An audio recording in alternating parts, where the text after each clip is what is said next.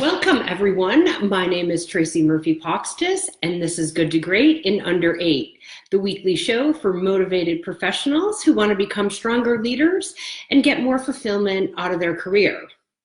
So guys, I do record all of my Good to Great in Under 8 shows and have them on my website, tracymurphycoaching.com. So if you go there and check out the Learning Corner, you'll see all the past shows along with some other great resources. So guys, today is part 2 of a 3-part series where I'm talking about the factors that make somebody a great people manager. Now, during last week's show, I shared with you guys that 70% of all US employees are disengaged at work. And the key reason for this disengagement are their managers. 1 in 2 people actually leave their job for the sole reason of getting away from their manager. So again, important guys for us to really focus on how do we become better people managers. And so I also shared with you last week that I did some research and did some checking around and found out that there's really 3 key themes that emerge when it comes to being a great people manager. 1, defining expectations and empowering others, which is what I talked about on last week's show. Secondly, providing timely and actionable feedback, which is what we'll talk about in a minute here today. And then next week, we'll talk about recognizing and really knowing how to activate potential. So, timely and actionable feedback. The reason, guys, we really want to do this is so we can, 1, help our team members build their confidence, and 2, to elevate their performance. So think about it.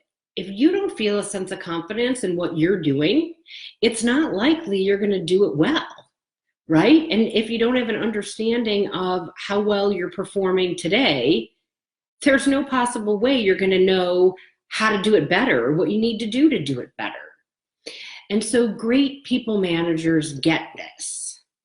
And so when you're giving feedback, I'm going to share some tips with you to keep in mind. First thing, be sure that you're giving both positive and developmental feedback. So when I say positive feedback, this is all about building someone's confidence, right? Calling out their strengths, bringing to light their contributions, really helping them understand and feel good about their abilities. Now, this doesn't mean blowing smoke up somebody's butt, right? It's really just about sharing that positive feedback and the contributions that they're making. And then secondly, giving developmental feedback. Right? This is the feedback that really helps somebody understand where they're at today and what they need to do to get better.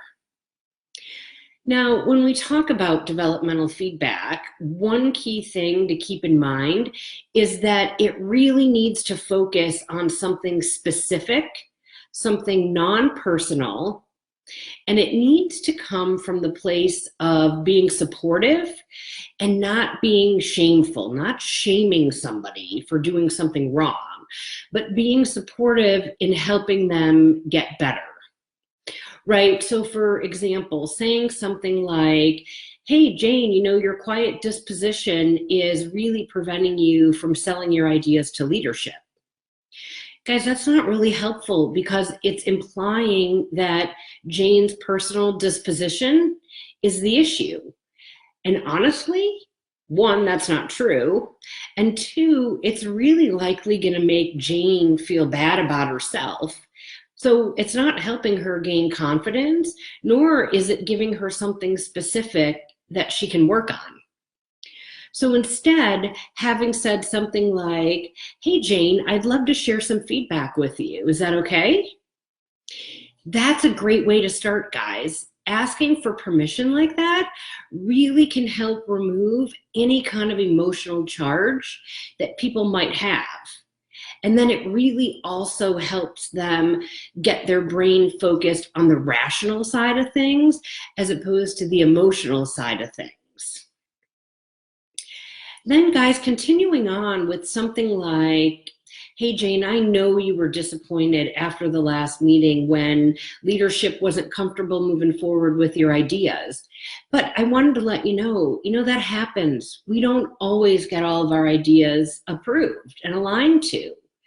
However, what I'm really seeing, Jane, is there is a great opportunity for you to dial up your influence skills by focusing on how do you want to push forward when you're met with conflict or disagreement?